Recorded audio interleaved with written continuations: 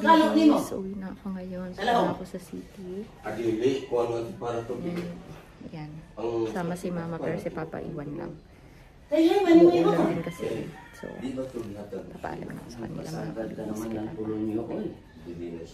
Pamunga rin ako pa. Mukuyog ka sa pantalan, di na? Mukuyog ka? Uwan man. Uwan ba? Oo. Uwan ba? Oo, ayaw na pagkuhan. Ano? Mga rin na. Mga rin ako. Ha?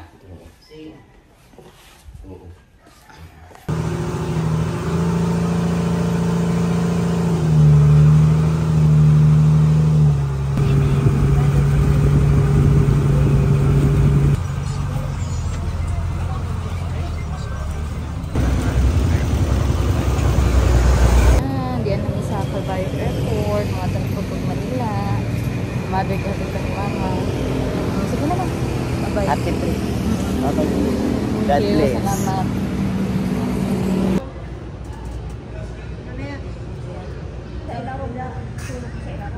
Susunog ko dito. Unti lang.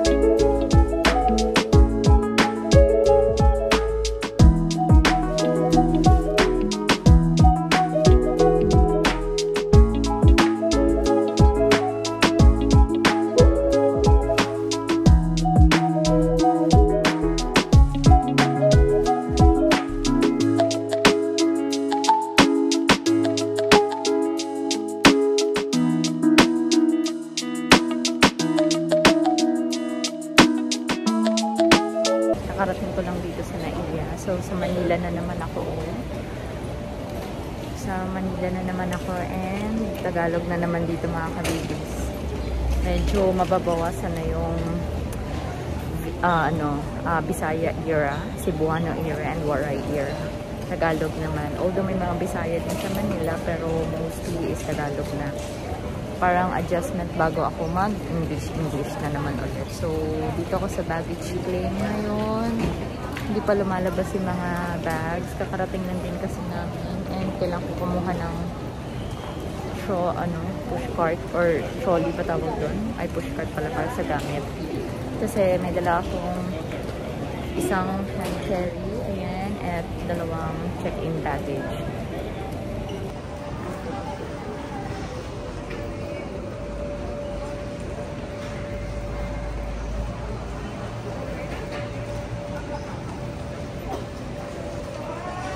Pansin ko lang, no, iba pala talaga yung airport ng yung area ng domestic sa international. Kasi first time kang maka-travel from Calbayog City to Manila. So iba pala talaga yung airport, yung location. I'm not sure kung anong terminal to. Grabe mga kabibis, sunog na yung nose ko. Evidence talaga na sobrang nagbabad sa init, na sobrahan yung pagpapatan. Kalok.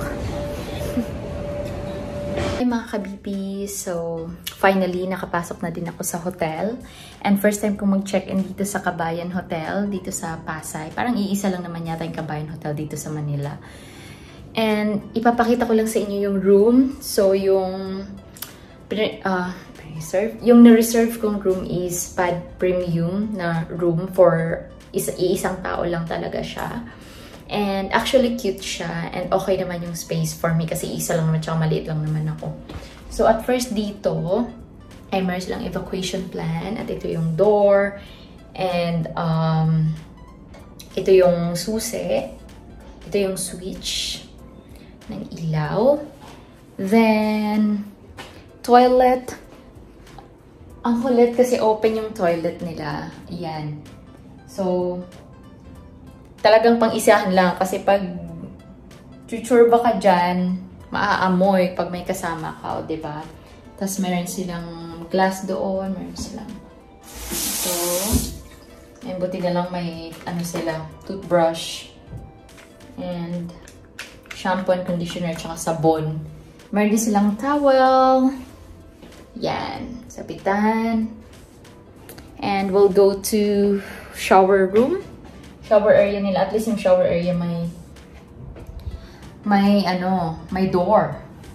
Ayan, tas ayan yung shower, doble. Yan, wala naman ditong batya. So, yun. Ay, hindi ko pala napakita. Dapat, usually, pag wala ka na makitang batya or tabo dito sa toilet, is bidet na yan. Yan. So, hindi pala siya, I'm not sure kung bidet pa rin ba yung tawag. Yung dito lalabas, yan. Diyan lalabas yung water, panghugas dun sa, dun sa churba mo. Then, ito yung bed. Ayan, pang single person lang talaga. Ang cute ng bed. Tapos, meron ditong telly. Then, ayan, may telephone sila. Meron dalawang remote for the television. May remote for the AC. Meron din silang, meron din silang pa safe. Tapos dalawang pillow. Kumot. Meron sila dito. Water. Tapos regulations book nila, reminders, and pagkain. Ayan. So, nagpugutom na ako mga kabibis. Nakakagutom talaga yung pagbiyahe at nakakapagod. Yun lang, wala silang sa bagay kasi pad premium room nga lang. Walang lagayan ng mga gamit. Yung hanger, parang cabinet. Siguro ganito talaga yung sa, type ng room. Pero, meron palang hanger. Ayan, merong hanger. Pero walang may yung mga drawer. Diba? Pero okay rin na din kasi mag-isa lang naman ako. Papakita ko din pala ito mga kabibis. Ito yung in case na may fire. May lalabas na water dyan for safety purposes yan.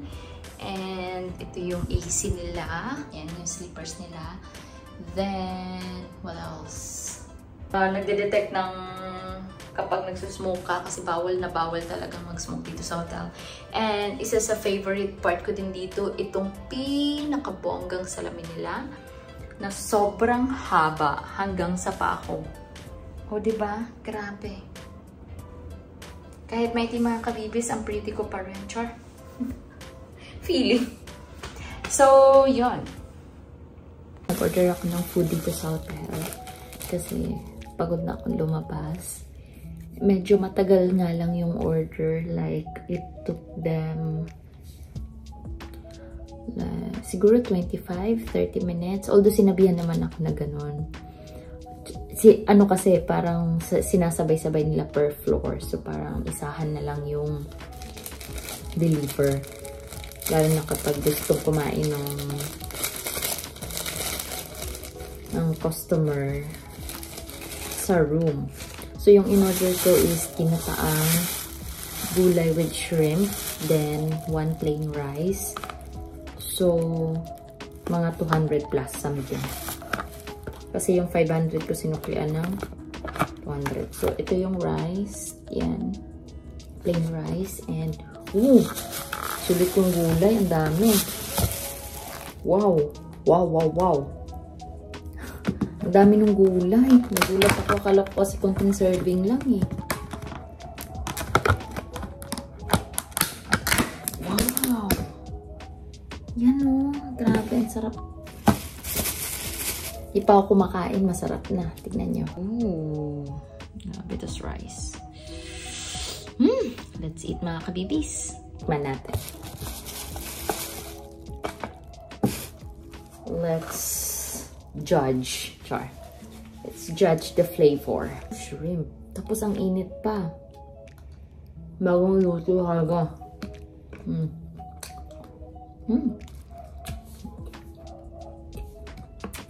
Ang fairness, masarap siya.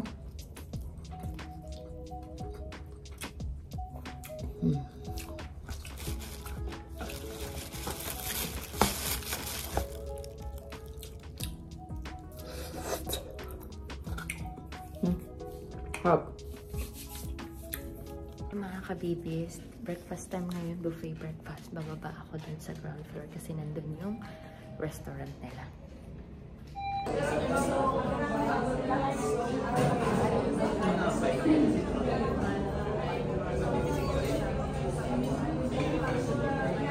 Morning mga kabibis, day 2 in Kabayan Hotel and magbe-breakfast ulit ako. Meron akong coupon dito. Then ang plan ko is magbo-buffet ako ngayon but I need to pay the extra charge na 100 plus pesos. Preparation bago tanggalin yung wisdom tooth ko. Kasi ang alam ko after ng tooth removal is iiwas ka sa mga pagkaing harsh. Yung mga pagkaing usual mong kinakain. So, dapat yung mga gentle lang na food, yung soft na food, siguro lugaw na lang kakainin mo. Kakainin ko. Anyway, so, yun ipapakita ko sa inyo yung buffet area nila, yung restaurant nila dito sa Kabayan Hotel at kung anong food yung ino-offer nila.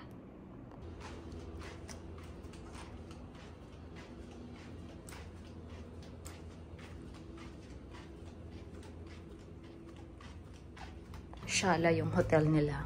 Ay, yung hotel. Shala yung lift nila dito. Opa. Ay, yan, puro chika. Kasi, ayan o. Shala, diba? Yun nga lang, di shala yung tsinelas ko.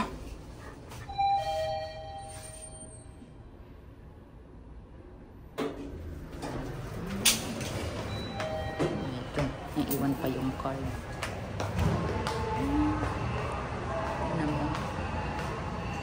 Tapos dito, may ilaw-ilaw pang ganyan.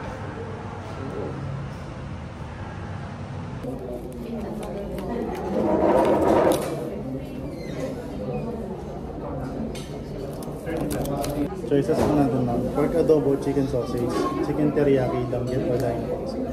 Yung chicken teriyaki. Thank you. Walang masyadong tao ngayon mga kabibis. Yan yung